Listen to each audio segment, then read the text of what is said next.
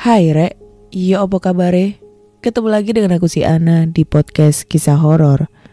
Sebelum masuk ke cerita horor, jangan lupa subscribe channel YouTube ini dan nyalakan tanda lonceng agar kalian selalu update cerita horor terbaru dan video-video explore tempat terbengkalai lainnya. Hai semuanya, balik lagi sama aku Ana.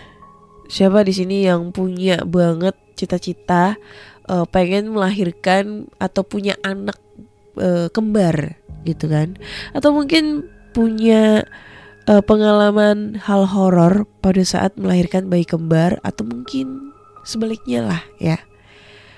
Kali ini aku mau menceritakan tentang pengalaman seseorang yang pada saat itu sepupunya itu melahirkan bayi kembar di rumah sakit. Nah, kejadian ini terjadi sekitar 12 tahun yang lalu. Saat itu sepupu aku yang sudah hamil tua mulai merasakan kontraksi hebat. Yah, perut aku sakit sekali, keluh sepupu aku ke suaminya. Mereka berdua pun bergegas menuju ke bidan terdekat. Saat itu langit mulai gelap karena hampir maghrib. Sesampainya di bidan, pemeriksaan terhadap janin dilakukan dengan cepat. Tak lama kemudian, bidan merujuk keduanya ke rumah sakit swasta yang letaknya itu sekitar 15 menit dari rumah bidan. Rupanya, ada masalah dengan salah satu bayi di dalam kandungan sepupu aku. Bidan tidak berani mengambil resiko. Setibanya di rumah sakit, proses persalinan segera dilakukan. Bayi pertama berhasil lahir dengan selamat dan berjenis kelamin perempuan. Sayangnya, bayi kedua tidak kunjung terlahir. Rupanya bayi kedua meninggal di dalam kandungan. Perasaan sedih meliputi kedua pasangan suami istri. Anak kembar mereka gagal terlahir dengan selamat ke dunia. Tindakan vakum dilakukan untuk mengeluarkan bayi yang meninggal tersebut. Setelah proses persalinan selesai, sepupu aku dibawa ke kamar rawat inap. Saat memasuki ruang tersebut, ia melihat perawat mendorong mayat seorang perempuan yang telah dirawat beberapa hari di situ. Waktu menunjukkan pukul 1 dini hari. Sepupu aku terbaring di kamar rawat inap sendirian. Anggota keluarga yang lain belum dikabari. Sang suami harus pulang ke rumah bapak mertuanya untuk menitipkan jenazah bayi kembaran yang meninggal tersebut. Ruangan bekas orang meninggal itu begitu sunyi. Gorden putih sesekali bergerak tertiup angin.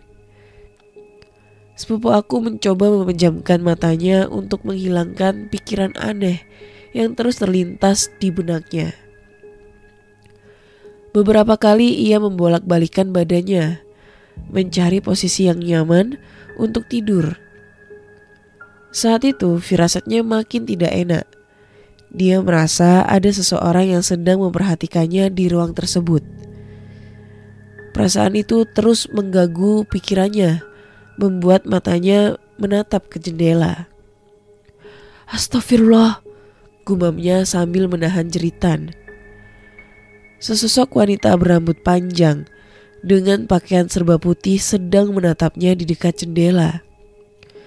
Sepupu aku pasrah dan sosok itu tak juga pergi dari pandangannya.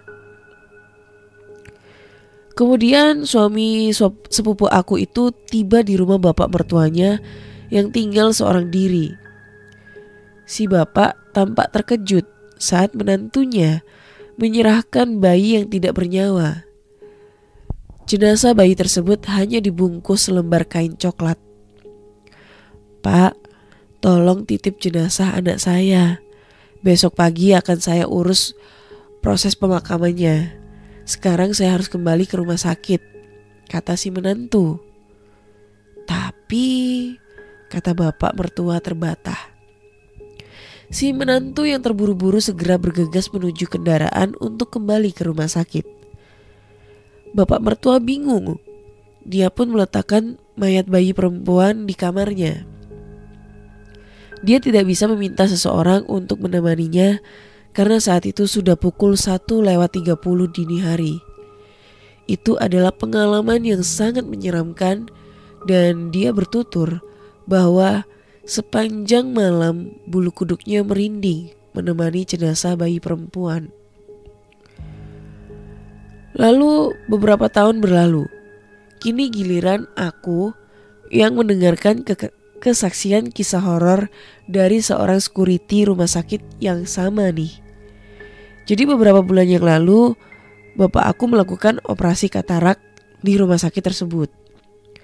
Ruang operasinya itu berdekatan dengan kamar mayat rumah sakit.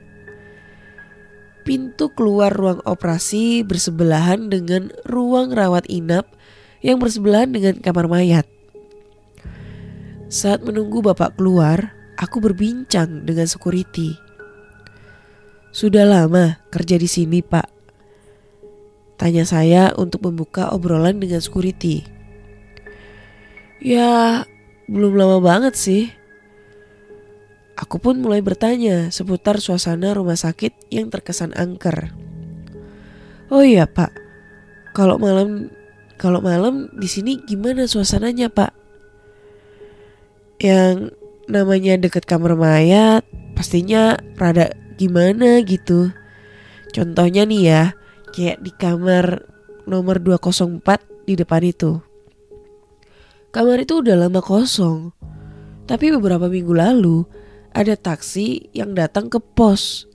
Katanya pasien kamar 204 order taksi." Aku menelan ludah sambil mencoba mengalihkan pembicaraan.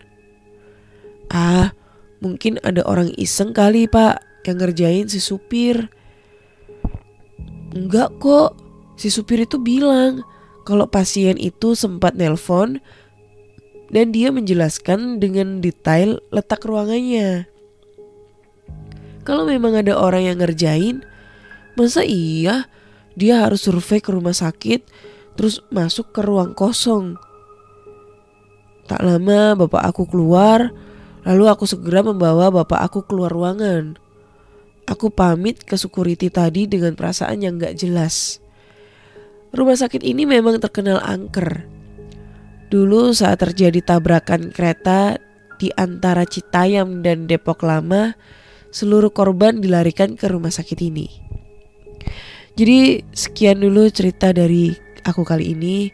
Semoga di cerita kali ini kalian bisa mengambil pengalaman dan hikmahnya ya.